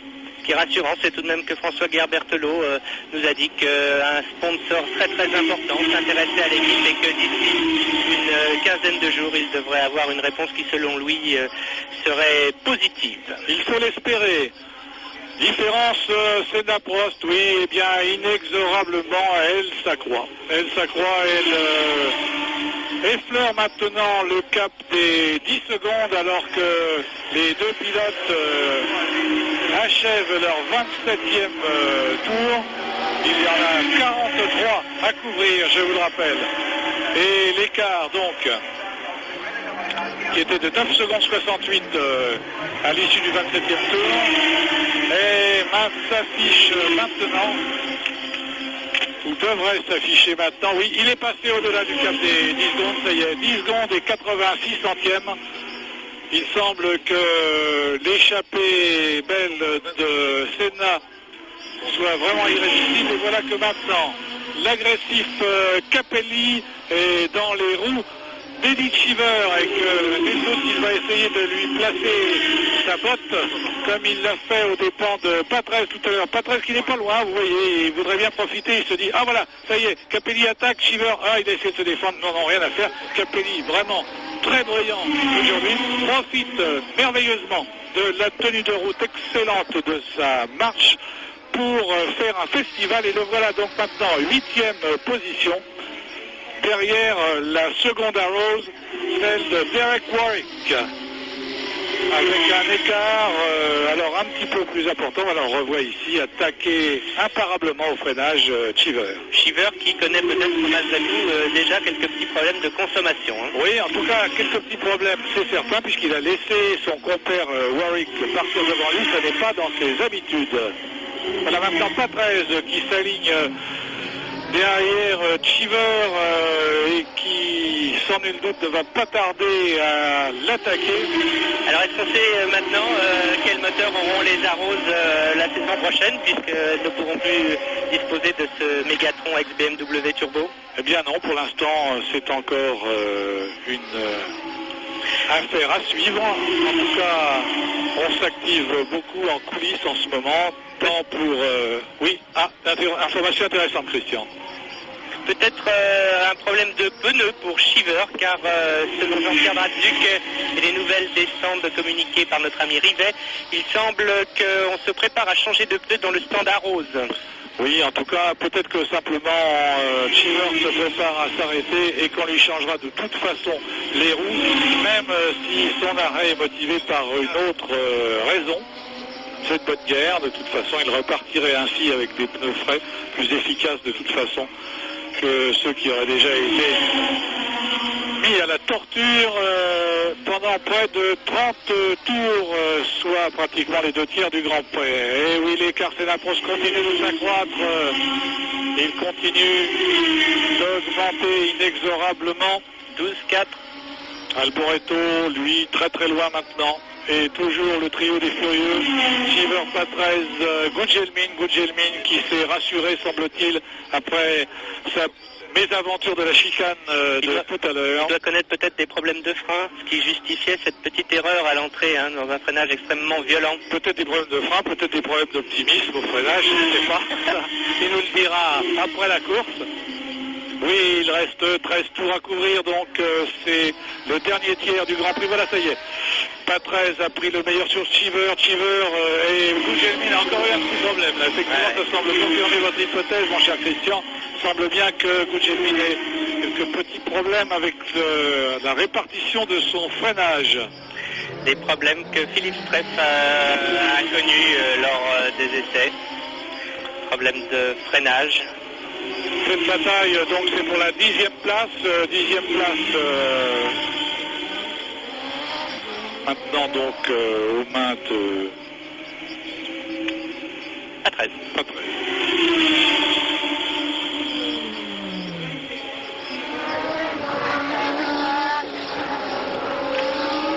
Brundle continue. Brundle, lui, est en 12e position. Il a été lâché par Patrese et par les pilotes de marche après avoir résisté de son mieux tant qu'il a pu. Il n'a pas démérité, Martin Brundle, pour une rentrée. On peut dire qu'il s'est fort bien acquitté de sa tâche. Patrese qui pilote une voiture équipée d'un moteur Judd. Qu'est-ce qu'ils vont devenir ces moteurs la saison prochaine? Judd va continuer à fournir des... Oh, certainement, oui, absolument. Je crois qu'on ne peut pas dire que le moteur Judd a été mauvais. Il a été un petit peu décevant parce qu'il y a eu des problèmes de fiabilité. C'est un moteur qui a tendance à chauffer un petit peu trop. Il semble qu'il y ait un problème de circulation d'eau dans la culasse qui le handicape quelque peu. Mais cependant, point de vue puissance, ils ont fait largement jeu égal avec les Ford. Il équipera March. Il équipera, on ne sait pas, car March est une écurie qui est aux mains maintenant de son sponsor japonais. Et par conséquent, on ne sait pas encore à l'heure actuelle quel moteur sera monté dans ces voitures l'année prochaine. En tout cas, l'écart, lui, continue de s'accroître en tête. Et ça, c'est quand même de mauvais augure, car maintenant, il a dépassé 13 secondes et demie, alors que s'achève donc le 30e tour de ce Grand Prix de Belgique. 13 secondes 5 d'avance pour Ayrton Senna. Gugelmin, c'est terminé pour lui. Apparemment, la suite d'une sortie de route, si on en juge par la position de la voiture. Il regarde d'ailleurs ce qui se passe à l'arrière. Peut-être est-ce la conséquence tout de même de son excursion sur la bordure de tout à l'heure qui avait été rude. Nous l'avons vu. Nannini, lui, n'a pas de problème, mais bien installé pour l'instant en 6e position devant Derek Warwick, qui n'est pas menaçant pour lui à l'heure qu'il est. Et voilà ce classement. Alboreto 3e à 34 secondes. Vous voyez. Voilà, tout le monde roule isolé en tête, vous le voyez. Senna, puis Prost, puis Alboreto, puis Boutsen, puis Piquet, puis Nannini. Il n'y a plus de duel en ce qui concerne les 6 premières places. Warwick, lui, a donc déjà un tour de retard, mais il a aussi quelques secondes d'avance qui lui permettent de voir venir sur Nannini pour la 7e place donc. Voici le leader, Ayrton Senna. Senna qui semble en route vers sa 7e victoire maintenant, Christian. Vers sa 7e victoire de la saison et qui semble en route aussi vers son premier titre de champion du monde, car on peut le répéter, si Ayrton Senna triomphe ici, il prend une option extrêmement sérieuse pour ce titre, alors qu'il était quasiment impératif pour Alain Prost de prendre le meilleur sur Ayrton Senna, ou en tout cas qu'Ayrton Senna ne remporte pas ce Grand Prix. Enfin, il reste 5 courses encore à disputer, rappelons-le. Et 12 tours. Et 12 tours ici, oui, en effet. Donc, et voilà d'ailleurs Patrese qui, lui, ne disputera pas ces derniers tours, car sa Williams Judd vient de l'abandonner. la 13 qui enlève son volant pour plus facilement descendre, qui débranche son casque radio et la bonbonne d'air médicale. C'est ça, c'est un qui lui permettrait de respirer sans aspirer des flammes en cas d'incendie. Les voitures de Formule 1 sont assez élaborées en ce qui concerne les systèmes de sécurité en cas d'accident, notamment en ce qui concerne la protection contre l'incendie. Toutes les canalisations sont du type aviation, c'est-à-dire avec des raccords qui s'auto-obturent automatiquement en cas d'arrachement, ce qui empêche... Ah bah oui, évidemment, vous l'avez reconnu, le drapeau brésilien, les supporters d'Ayrton exultent.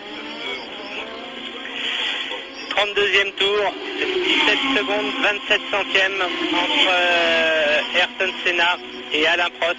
Prost a ralenti et c'est un peu inquiétant, il tourne en 2.04 alors que Senna, lui, n'a pas accéléré, il continue au même rythme de 2.02. Quelques difficultés sans doute à bord de la McLaren numéro 11 du Français.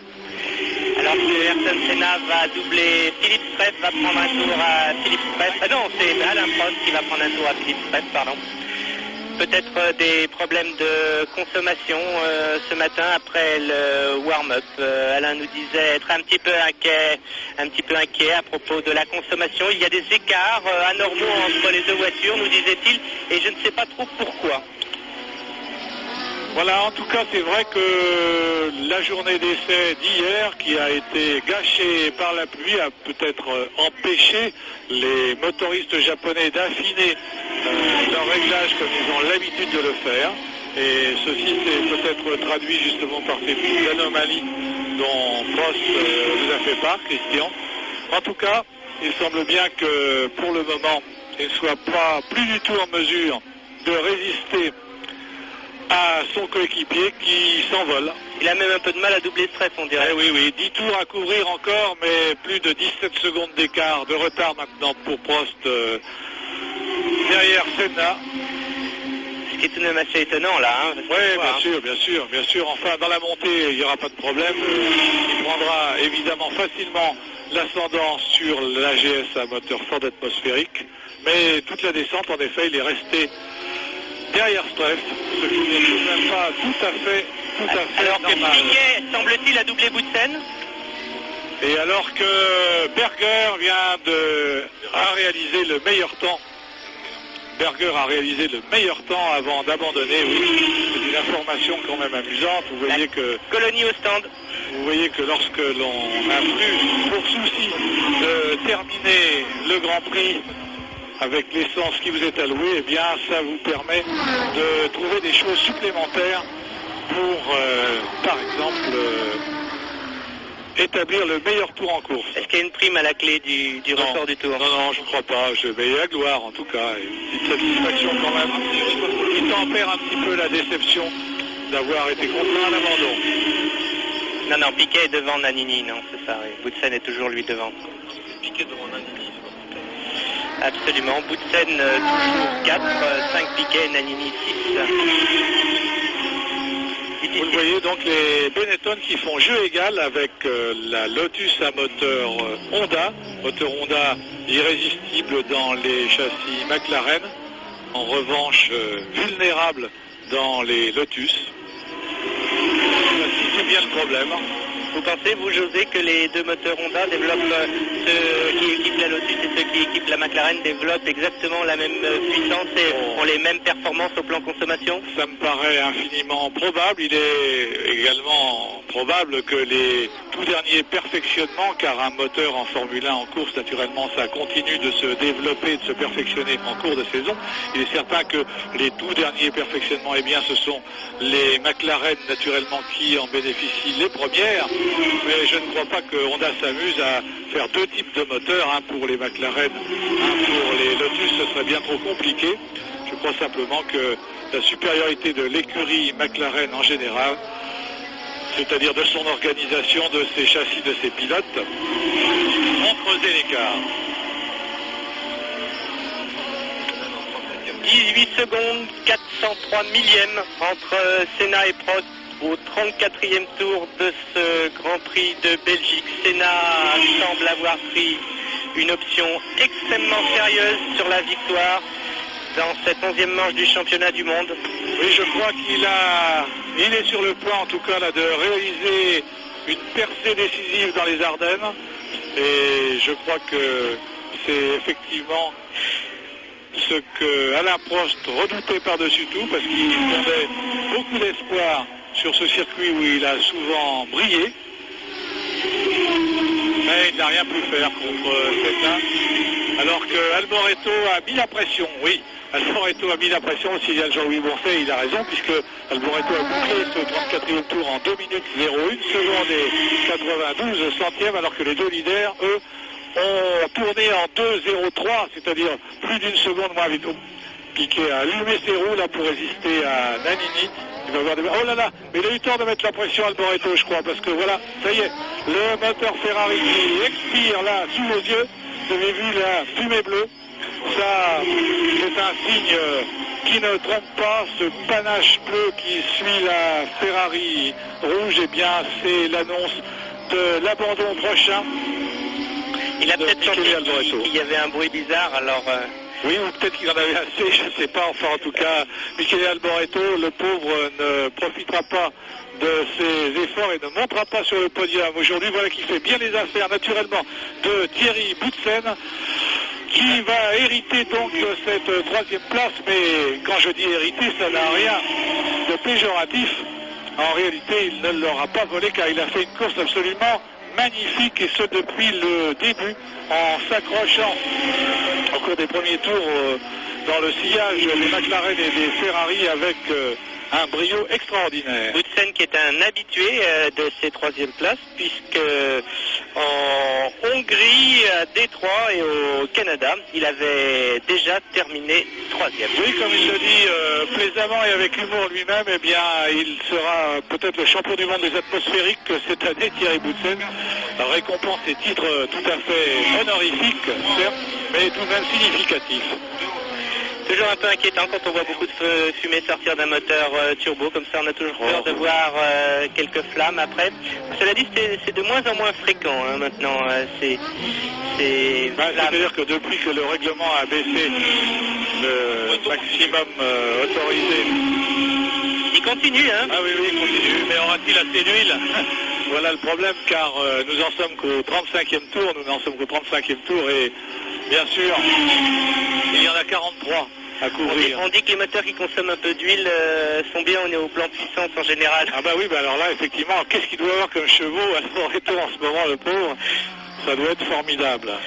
Un véritable moteur de temps. Oui, en tout cas, derrière lui, ils doivent se trouver, le pauvre Johansson doit se trouver aspergé d'huile, littéralement. J'espère qu'il a encore une visière de secours. Voilà. Ça y est, terminé pour Alboreto, vous avez vu, qui a bloqué ses freins sur le bas-côté, et c'est terminé. Donc, pas de Ferrari à l'arrivée, c'est bien triste. On aurait bien aimé quand même applaudir une Ferrari à l'issue de ce Grand Prix, ne serait-ce qu'en hommage à l'ingénieur est disparu la semaine précédente. Johansson qui est actuellement 14e sur sa Ligier derrière Stress et Alliot. Alors, Senna devant Prost, l'écart de 20 secondes n'est pas loin.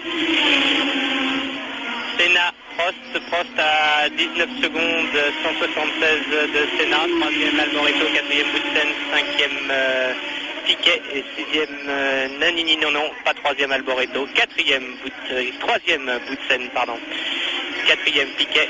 Curieux Alboreto, ah, oui. Vous n'avez pas vu, Christian, car vous étiez en train de consulter le classement, mais l'image était révélatrice de la rage qui anime le malheureux Michele pour le moment. Il a été littéralement foudrage d'avoir dû renoncer et lâcher par son moteur. Le problème des Ferrari, vraiment, effectivement, cette année, c'est le moteur qui n'est ni à la hauteur du Honda en ce qui concerne les performances, ni d'une fiabilité à toute épreuve. Thierry Boutsen, 3e actuellement au 36e tour, alors que l'écart entre Senna et Prost est d'un petit peu plus de 21 secondes.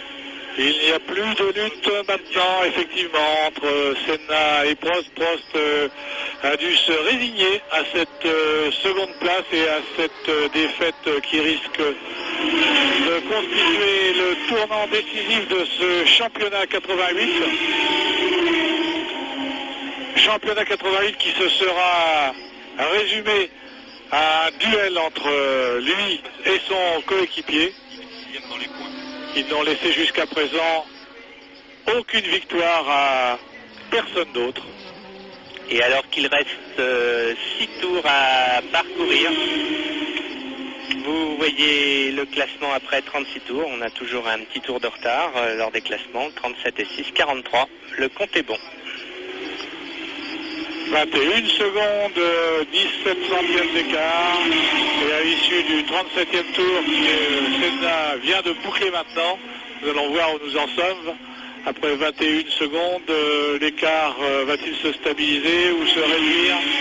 Et non, il a au contraire augmenté et de beaucoup, puisqu'il se chiffre maintenant à 23 secondes 23 centièmes. Prost qui tourne actuellement en 2 minutes 05, alors que Senna tourne en 2-2, 2-3.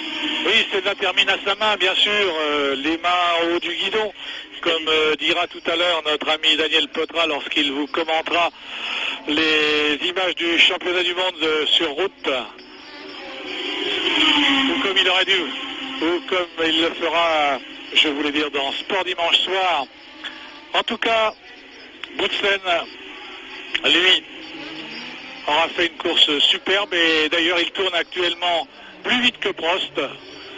Un peu moins vite que Senna, mais plus vite que Prost. En difficulté travers, oh là là, le travers de Piquet. Nannini a failli en profiter, mais ça y est, oh là là, c'est une explication vraiment terriblement serrée entre les deux hommes. Piquet, les roues se touchent, vous l'avez vu, tous les deux ont bloqué les freins, tous les deux ont bloqué frein trop tard, Nannini est passé. Incroyable. Voilà. Ça a été vraiment chaud. Très très chaud entre Nannini et Piquet. Piquet voulait pas se laisser faire, mais Nannini a pris tous les risques. Ça a été très fin ça, hein, de l'attaquer au freinage à l'extérieur, alors que, regardez, vous allez voir le ralenti. Touché, regardez. Oui, non mais regardez la tactique là, il s'y attend pas de ce côté-là Piquet, hein, ils sont un frec. Ben, vous savez d'ailleurs, ça ne se fait pas vraiment de se mettre à l'intérieur comme Piquet l'a fait pour empêcher son adversaire de vous attaquer, et c'est pas vraiment quelque chose qu'on peut condamner, enfin c'est pas d'une grande élégance, disons. Alors à cet égard il n'est pas mauvais que Nannini, le juste, ait triomphé en l'occurrence de Nelson Piquet.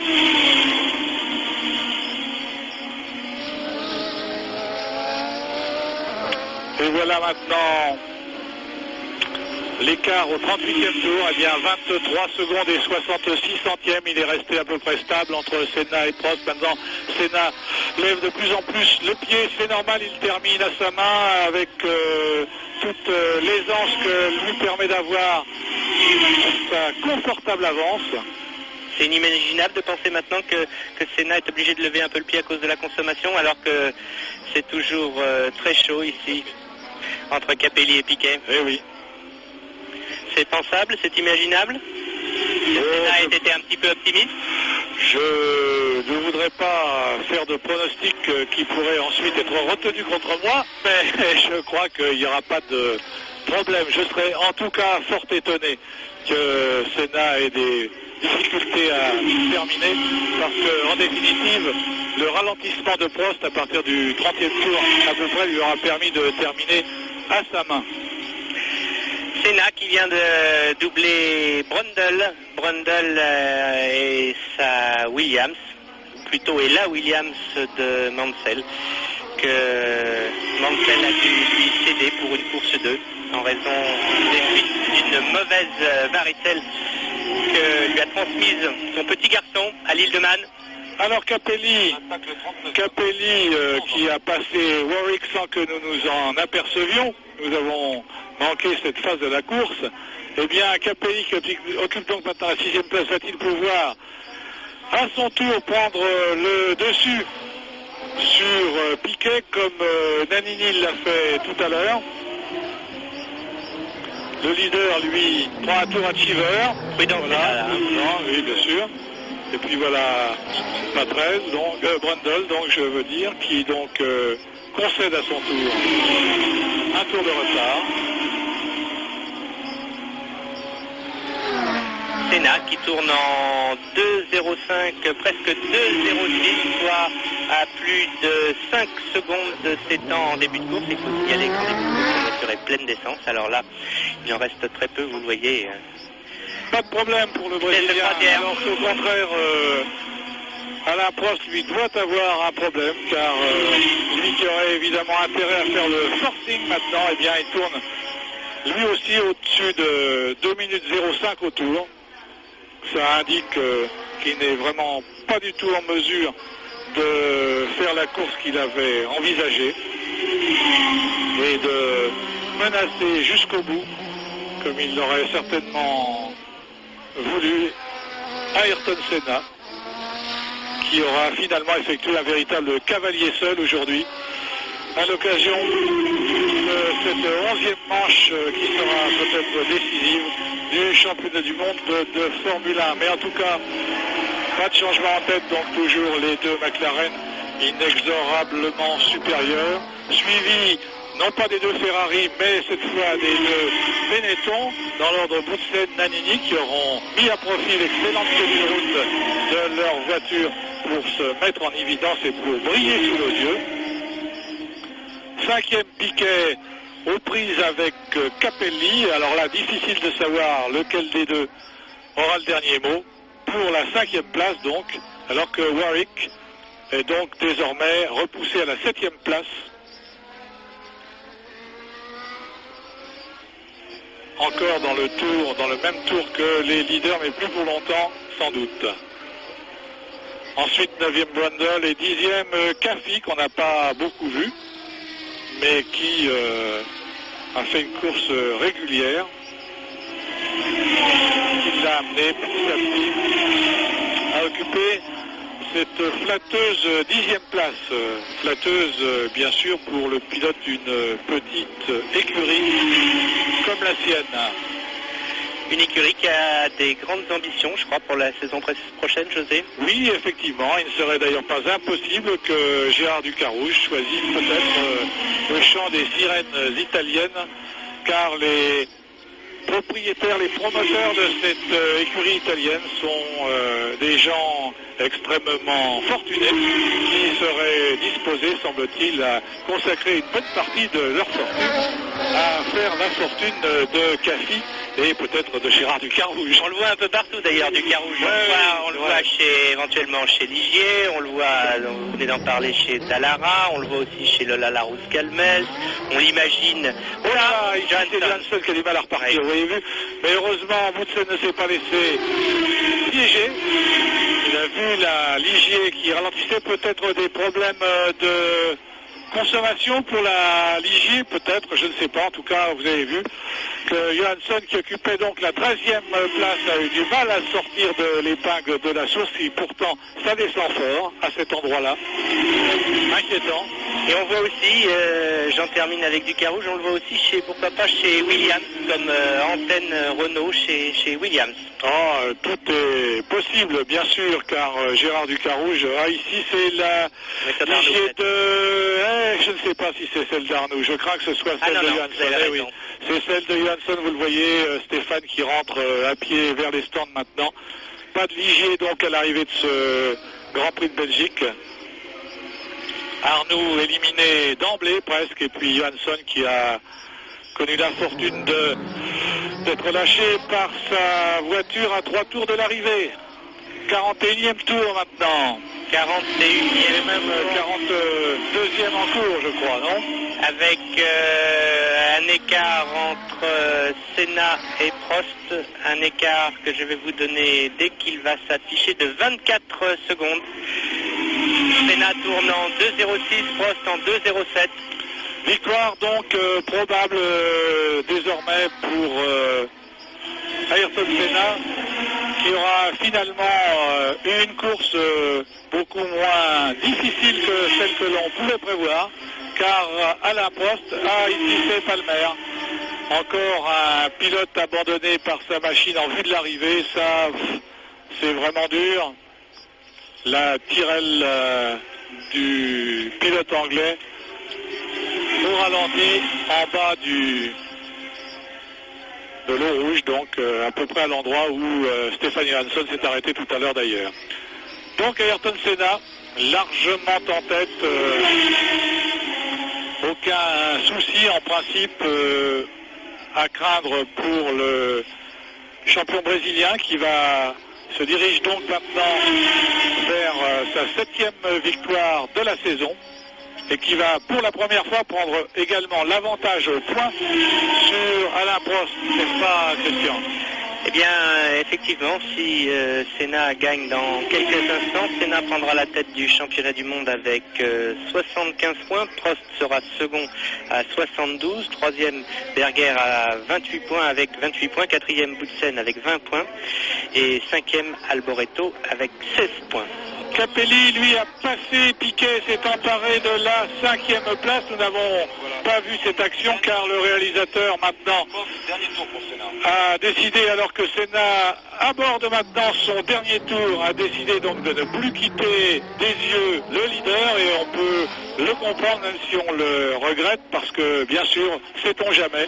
On a déjà vu des coups de théâtre lors des derniers tours d'un Grand Prix dont le résultat paraissait acquis.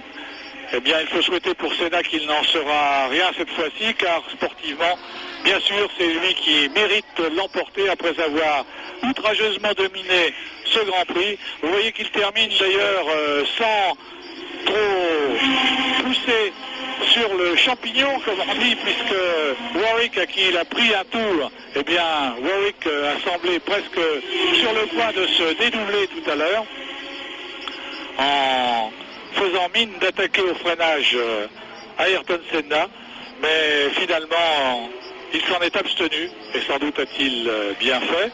Seulement 3 petits points entre Senna et Prost, mais 7 victoires à 4 pour le Brésilien, ce qui est plus grave, et un résultat de plus marqué par Alain Prost risque de coûter cher en fin de saison lorsqu'on fera les comptes.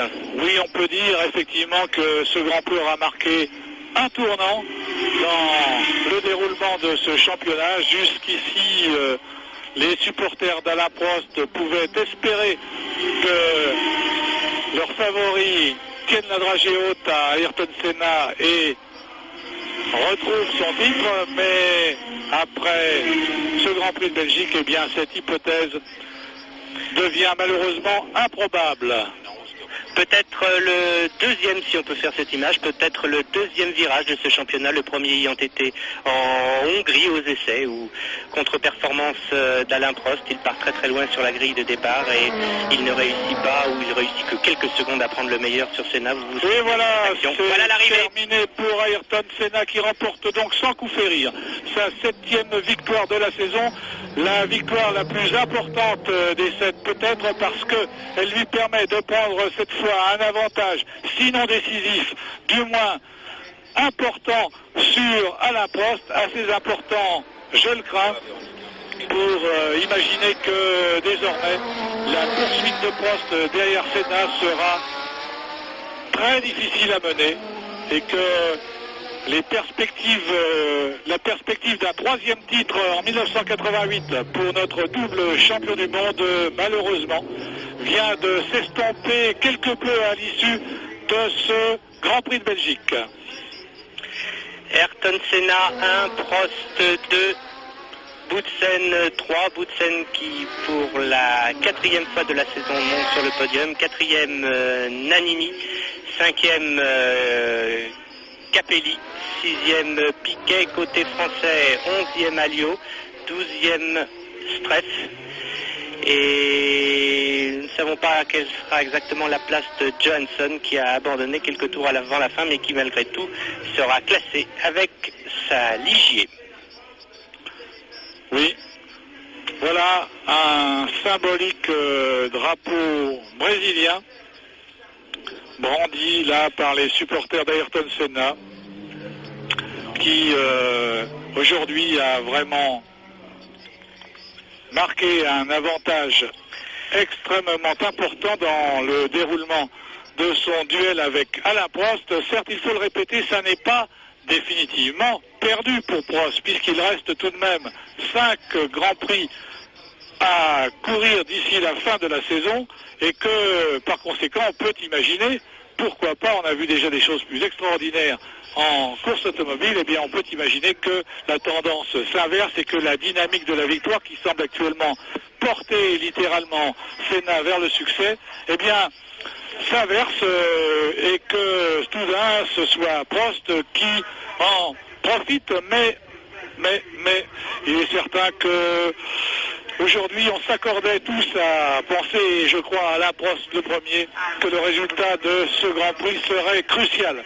Alors, derrière les deux McLaren, inamovibles première et seconde, on n'a jamais vu dans l'histoire de ce championnat, vraiment, même si au niveau des résultats ça a déjà existé, mais en ce qui concerne ce que l'on voit, ce que l'on constate, on n'a jamais vu, je crois, supériorité aussi considérable d'une marque sur les autres, alors que la concurrence est tout de même extrêmement rude, car si au tout début du championnat du monde, dans les années 50, eh bien, on a vu les supériorités incontestables d'Alfa Romeo ou de Ferrari à certaines années, eh bien, c'était autant par défaut de concurrence que par supériorité technique proprement dit. Le pauvre Palmer que nous avons vu abandonner et rentre tout seul ici à pied après 40 tours pour rien. Donc derrière les inamovibles McLaren, eh bien, brillante performance aujourd'hui à mettre en évidence tout de même des deux pilotes des Benetton Ford, Thierry Boutsen 3e et Alessandro Nannini 4e, qui ont pris le dessus sur Ivan Capelli, qui a fait lui aussi une magnifique course au volant de sa marche. On lui doit quand même quelques beaux moments, quelques beaux instants de ce reportage. Et puis 6e au contraire Nelson Piquet, qui donc a dû finir par subir la loi des marches et des Benetton. Alors si vous aviez raison d'insister tout à l'heure, José, sur le fait que mathématiquement rien n'est perdu pour Prost, qui n'est qu'à 3 points de Ayrton Senna, tout de même on peut commencer à peut-être un petit peu analyser cette saison et essayer de savoir pourquoi, alors que les deux hommes, et voici Thierry Boutsen en vert à gauche montant sur le podium, analyser pourquoi finalement Ayrton Senna a pris le meilleur sur Alain Prost. C'est le triomphe de la jeunesse, de la fougue. Il a su prendre plus de risques. Oui, c'est évident. Je crois qu'il y a une question de motivation. Il est bien certain, c'est clair. Sourire, tout de même. Oui, mais enfin, je le sens très déçu quand même.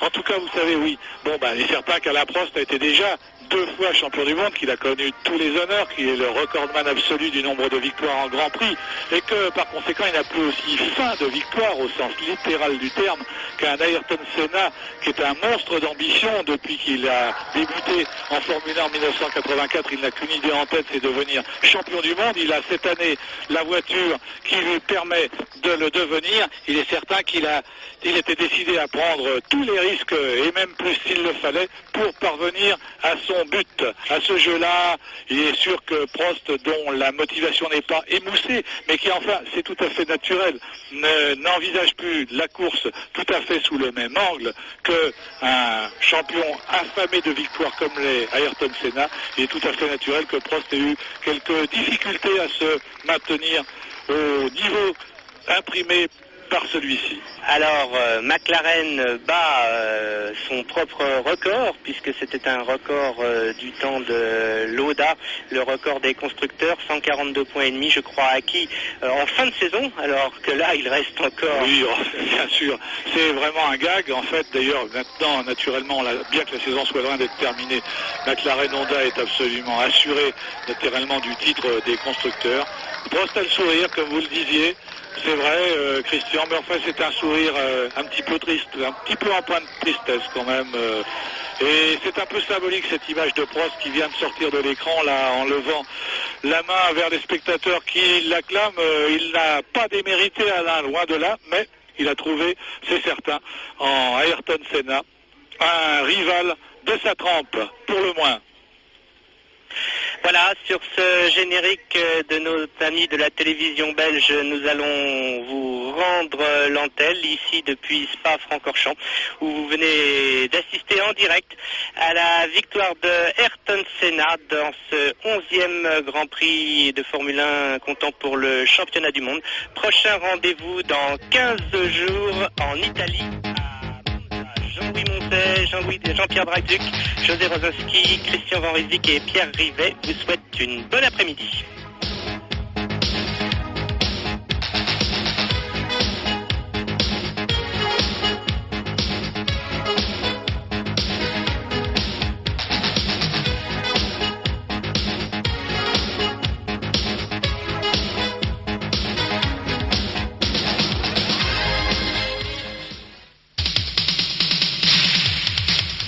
TF1 et Elf vous ont présenté le Grand Prix de Formule 1 de Belgique.